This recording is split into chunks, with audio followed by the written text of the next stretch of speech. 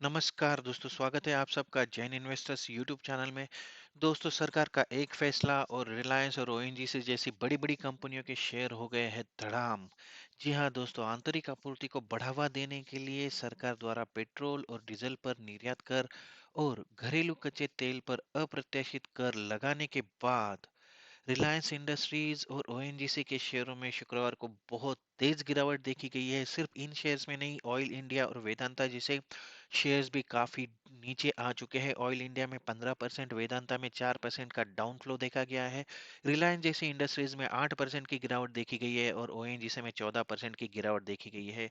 शुक्रवार को बाजार बंद होते होते ऊर्जा शेयरों में गिरावट आई क्योंकि भारत ने तेल कंपनियों पर अप्रत्याशित कर लगाया, जिन्हें वैश्विक या फिर ग्लोबल लेवल पर कच्चे तेल की बढ़ती जो कीमतें हैं, उनसे बहुत ज़्यादा लाभ हुआ था, बहुत ज़्यादा प्रॉफिट हुआ था और उसकी वजह से इन शेयर की प्राइस आसमान छू रही थी दोस्तों।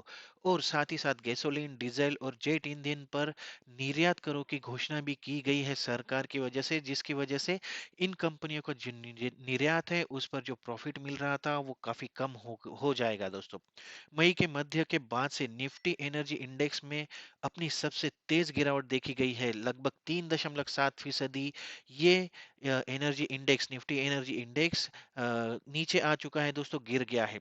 भारत की सबसे मूल्यवान कंपनी ऑयल टू रिटेल दिग्गज रिलायंस इंडस्ट्रीज लिमिटेड ने बाजार मूल्य में लगभग 19 बिलियन डॉलर का नुकसान सहा है, क्योंकि इसका स्टॉक जो है वो लगभग 8% तक गिर गया है, जो 2 नवंबर 2020 के बाद इसकी सबसे बड़ी इंट्राडे स्लाइड है।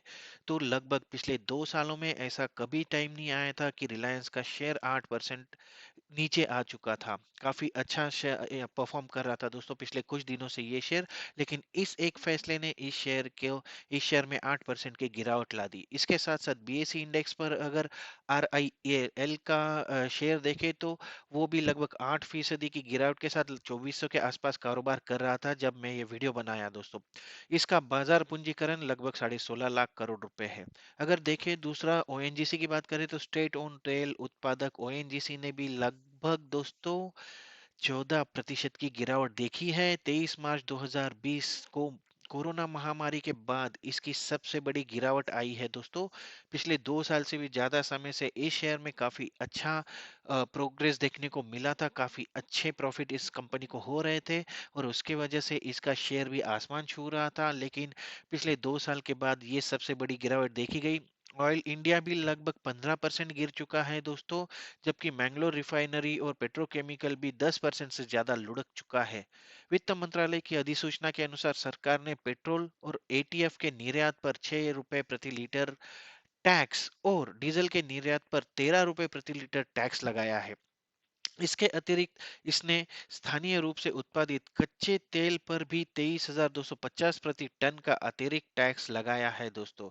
कच्चे तेल पर लेवी राज्य के स्वामित्व वाली ओएनजीसी और ऑयल इंडिया लिमिटेड और वेदांत लिमिटेड के निजी क्षेत्र जो केन ऑयल एंड गैस जो 29 मिलियन टन कच्चे तेल का घरेलू उत्पादन करती है, इन पर टैक्स लगाने की वजह से सरकार को सालाना लगभग लगभग 67,000 करोड़ रुपए से भी ज्यादा की आमदनी होने की उम्मीद है दोस्तों। लेकिन सबसे बड़ा सवाल है कि ऐसा क्यों किया? सरकार ने ऐसा टैक्स क्यों लगाया जहां पर रिलायंस और ओएनजीसी हो, ऑयल इंडिया हो, ऐसी कंपनीज को मतलब इतना बड़ा नुकसान झेलना पड़ेगा, उनके शेयर में इतनी बड़ी गिरावट क्यों इतना बड़ा फैसला क्यों लेना पड़ा दोस्तों?